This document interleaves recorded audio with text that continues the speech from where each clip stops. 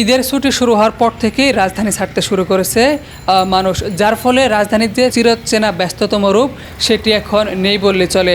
গণপরিবহনের সংখ্যা অনেকটা কমে এসেছে, তার পাশাপাশি রিক্সা এবং অন্যান্য যে গাড়িগুলো রয়েছে সেগুলোর সংখ্যাও কমে এসেছে। ফলে যে সকল রাস্তা দিয়ে একসময় যানজট লেগে থাকতো সেগুলো অনেকটাই ফাঁকা। ঈদের আর মাত্র একদিন বাকি এবং শেষ মুহূর্তেও মানুষজন যখন শহর ছাড়তে শুরু করেছে তখনই একদিকে যেমন বাস স্টেশন, রেল স্টেশন, লঞ্চঘাটগুলোতে যাত্রীর উপচে পড়া ভিড়, ঠিক সেই সময় রাজধানীর বিভিন্ন জায়গাগুলো অনেকটাই ফাঁকা হয়ে রয়েছে।